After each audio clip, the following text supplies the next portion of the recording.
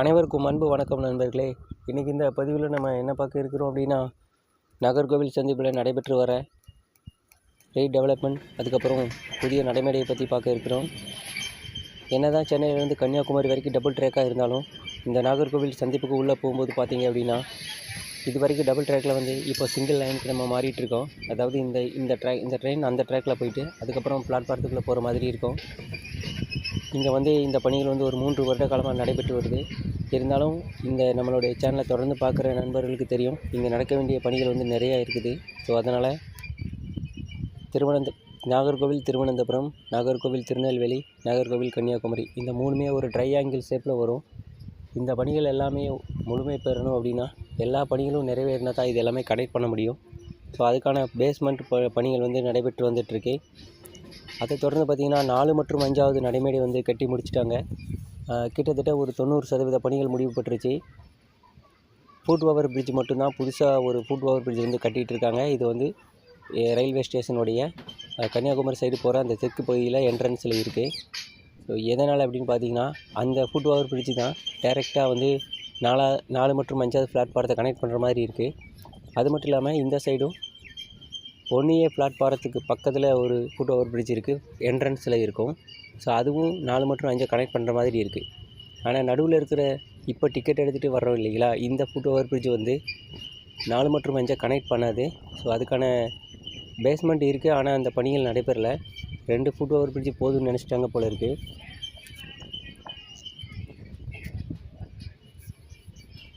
ஒரு வேளை ஃப்யூச்சரில் அந்த ஃபுட் ஓவர் பிரிட்ஜை இணைப்பாங்களா அப்படிங்கிறத பொறுத்து தான் பார்க்கணும். ஸோ இப்போ பார்த்தீங்க அப்படின்னா, இது நாகர்கோவிலுடைய பைபாஸ் லைனோட டபுளிங் அப்டேட்டும் பார்த்தீங்கன்னா கொஞ்சம் கொஞ்சமாக நடைபெற்று வருது.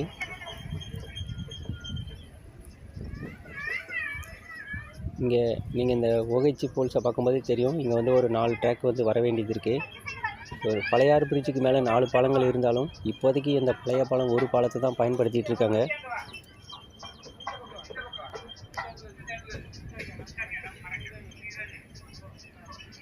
இந்த பாதையில் ட்ராக் அமைக்கிறதுக்கான லேண்ட் லெவலிங், அதுக்கப்புறம் OHC அலைன்மெண்ட்லாம் நடைபெற்று வந்துட்டுருக்கு.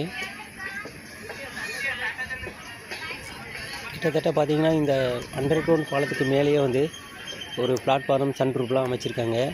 நாம் அங்கே இந்த ஸ்டேஷன்லேருந்து அங்கே வருவோம். 4 மற்றும் 5வது பிளாட்ஃபார்ம் பயன்பாட்டுக்கு வரும்போது இந்த டபுள் ட்ராக்கும் கனெக்ட் பண்ணிடுவாங்க அப்படின்னு நினைக்கிறேன். ஸோ பிளாட்ஃபார்ம் ரெடியாக இருந்தாலும் இந்த கனெக்டிங் ஒர்க் நடைபெறாத இருக்கிறதுனால தான் பிளாட்ஃபார்ம் இன்னும் ஓப்பன் பண்ணாமல் இருக்குது.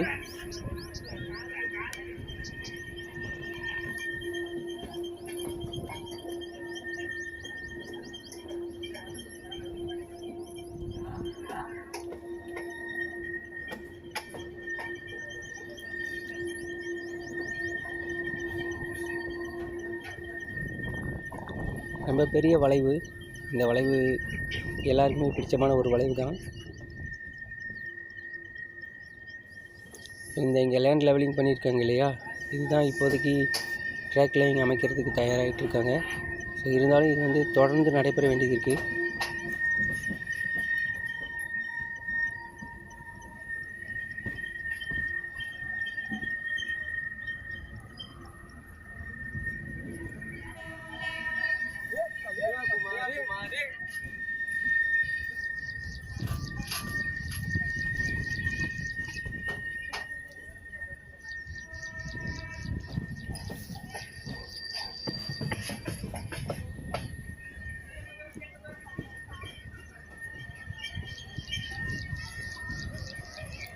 இங்கே இருக்கிற பிட்லைன்கள் ரொம்ப நீளமான பிட்லைனாக உருவாக்கியிருக்காங்க. கிட்டத்தட்ட ஒரு 4 பிட்லைன் வரைக்கும் இருக்குது. லாஸ்ட்டு ஒரு அப்டேட்டில் சொல்லியிருந்தேன் 9 பிட்லைன் இருக்குது அப்படின்னு. ஆக்சுவலாக அது என்ன அர்த்தம் அப்படின்னு பார்த்தீங்கன்னா, இப்போ 10 பெட்டிகள் இருக்குதுன்னு வச்சுக்கோங்களேன், அதில் அந்த மாதிரி 9 ரேக்குகளை நிறுத்த முடியும் அப்படிங்கிறத தான் நான் தவறாக மென்ஷன் பண்ணிட்டேன். ஆக்சுவலாக இப்போதைக்கு 4 பிட்லைன் முழுமையாக பயன்பாட்டில் இருக்குது. ஸோ அதை தொடர்ந்து பார்த்திங்கன்னா, இங்கே கோச் ரிப்பேரிங் ஒர்க் ஷாப்பும் இருக்குது. கன்னியாகுமரி டெர்மினலாக இருந்தாலும் கிட்டத்தட்ட நாகர்கோவில் தான் எல்லாத்துக்கும் செமி டெர்மினலாக இருக்குது. அதனால் பெரும்பாலான ட்ரெயின்கள் இங்கேயே நின்றுடும். 4 மற்றும் 5வது நடைமேடை நல்ல ஒரு முன்னேற்றம் அடைஞ்சிச்சு. கிட்டத்தட்ட முடிவுபட்டுச்சுன்னு சொல்லலாம், அந்தளவுக்கு இருக்குது. அதை தொடர்ந்து ஃப்ரண்ட் என்ட்ரன்ஸ்லையும் பார்த்திங்கன்னா இந்த மாதிரியான பேச்சுவார்த்தைலாம் நடைபெற்று வந்துட்டுருக்கு. இப்போ நம்ம 1A பிளாட்ஃபாரத்தில் வாக் பண்ணிகிட்ருக்கோம். ஆக்சுவலாக பார்த்திங்க அப்படின்னா நம்ம 4 மற்றும் 5ல் தான் நடந்திருக்கணும். எதனால் அப்படின்னா அங்கே ஒரு செக்யூரிட்டி பர்பஸ்க்காக என்ட்ரன்ஸ்லேயே 2 போலீஸ்காரன் நின்றுருந்தாங்க. ஸோ நடந்தோம்னா தேவையில்லாத கேள்வியெல்லாம் கேட்பாங்க. அதனால தான் அடுத்த டைம் கண்டிப்பாக 4 மற்றும் 5 வந்து நம்ம கவர் பண்ணலாம். இந்த 1A அப்படிங்கிறது பார்த்திங்கன்னா 1Aக்கு அடுத்து இவங்களுடைய சர்வீஸ் லைன் இருக்குது. தொடர்ந்து இந்த அவங்களுடைய இந்த OHC அப்புறம் OHC inspection car, packing machine இது எல்லாமே வந்து இங்கே நிறுத்தி வச்சுருப்பாங்க. அது தொடர்ந்து பார்க்கிங்கும் பக்கத்துலேயே இருக்குது. 1A பிளாட்ஃபாரத்தை பொறுத்த வரைக்கும் இந்த ட்ராக் வந்து டெடிக்கேட்டடாக திருவனந்தபுரம் போகிறது மட்டும்தான் இருக்கும். ஸோ நாகர்கோவிலேருந்து புறப்படுற வண்டியை இங்கேருந்து புறப்பட வைக்க முடியும். அது இல்லாமல் 1A அப்படிங்கிறது சீக்கிரமாக நம்ம லோக்கோ சேஞ்ச் பண்ணுறதுக்கும் பயனுள்ளதாக இருக்கும்.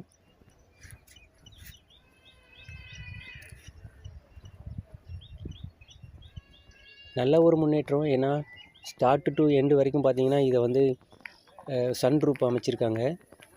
ஆனால் சன்ரூப் இல்லாத இடம் இருக்குது பார்த்திங்களா, அதை தாண்டி அந்த கடைசியில் ஒரு சன்ரூப் அமைச்சிருக்காங்க. கிட்டத்தட்ட இந்த ஸ்டேஷனுடைய டிக்கெட் எடுக்கிற பில்டிங்கில் இருந்து அது கிட்டத்தட்ட ஒரு 700 மீட்டர் தூரமாவது இருக்கும்னு நினைக்கிறேன். ஸோ அதனால் பயணிகள் எப்படி இங்கேருந்து அவ்வளோ தூரம் நடந்து போய் ஏறுவாங்க அப்படின்னு தெரில. ஒருவேளை அங்கேயே பக்கத்தில் ஒரு பில்டிங் கட்டி ATVM மிஷின் வச்சா கூட அந்த பக்கமாக ரோடு வழியாக வந்தால் கூட அந்த ட்ரெயினை ஏற முடியும். ஸோ பார்க்கலாம் அதுக்கான கட்டடத்தை உருவாக்குறாங்களா அப்படின்னு. இங்கேருந்து நடந்து போய் அவ்வளோ தூரம் பிடிக்கிறதுங்கிறது கொஞ்சம் சிரமம்தான்.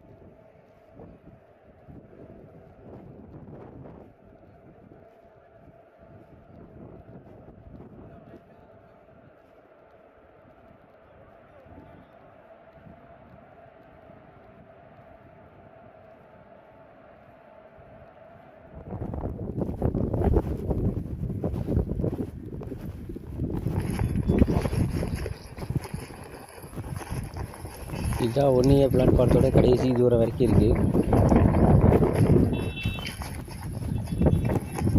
ரொம்ப சிரமம் தான் இவ்வளோ தூரம் நடந்து வர்றது.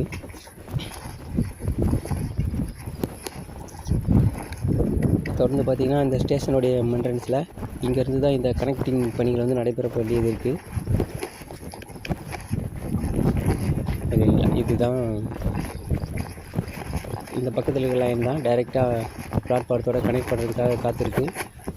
பார்க்கலாம் இந்த பணிகள் தொடர்ந்து நடைபெறுது எப்படின்னு. ஸோ இப்போ பார்த்திங்கன்னா கன்னியாகுமரி சைடுலேருந்து நம்ம என்ட்ரு ஆகிட்டுருக்கோம். ஃபஸ்ட்டில் என்ட்ரானது பார்த்திங்கன்னா திருநெல்வேலி சைடு இருந்து. இப்போ வந்து கன்னியாகுமரியிலேருந்து நாகர்கோவில் ஜங்ஷனுக்கு போகிற பாதையில் போயிட்டுருக்கோம். நம்ம கூட இந்த பகுதியும் அதே மாதிரி தான். நம்ம இது வரைக்கும் டபுள் ட்ராக்கில் வந்தோம். இப்போ பார்த்திங்கன்னா நாகர்கோவில் ஜங்ஷனுக்குள்ளே போகும்போது சிங்கிள் லைனுக்கு மாறி உள்ளே போக தயாராகிட்ருக்கோம். பக்கத்துலேயே இருக்கிற ஒரு லைன் பார்த்திங்கன்னா அது ஷண்டிங் லைன். ஸோ இந்த பிட் லைன் வந்து நிறையா 4 பிட் லைனுக்கு மேலே இருக்கிறதுனால கிட்டத்தட்ட ஒரு 4 ரேக்குகளை ஒரே ரேக்காக ஷண்டிங் பண்ணுவாங்க. அதனால் இவ்வளோ தூரம் வரைக்கும் இந்த ஷண்டிங் லைனை வந்து அமைச்சிருக்காங்க. இன்னமும் இதை எக்ஸ்டெண்ட் பண்ணுற பணிகளும் நடைபெற்று வருது. அதை தொடர்ந்து பார்த்திங்கன்னா இப்போ நம்ம அங்கே பார்க்கலாம், ஒர்க் ஷாப்புக்கு இந்த பக்கம் லேண்ட் லெவலிங் அகலமாக பண்ணியிருக்காங்க. ஏன்னா பிட் லைனுக்கு கொண்டு போகிற எல்லா ரேக்குகளையும் இங்கே ட்ராக் வந்து அமைக்க வேண்டியது இருக்குது. ஸோ அதனால் நீங்கள் பார்க்கும்போது தெரியும், பார்க்கலாம்.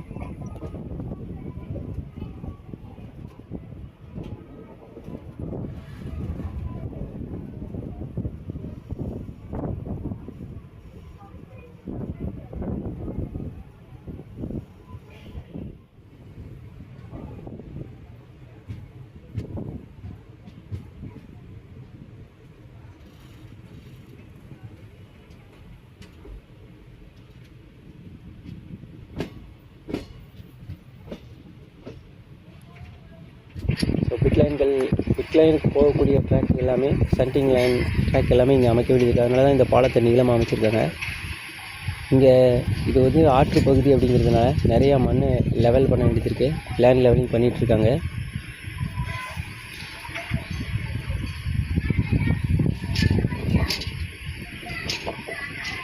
ஓவராலாக பார்த்திங்கன்னா இந்த நாகர்கோவில் ஜங்ஷன் ஒரு பெரிய ப்ராஜெக்டை நோக்கி போயிட்டுருக்கு.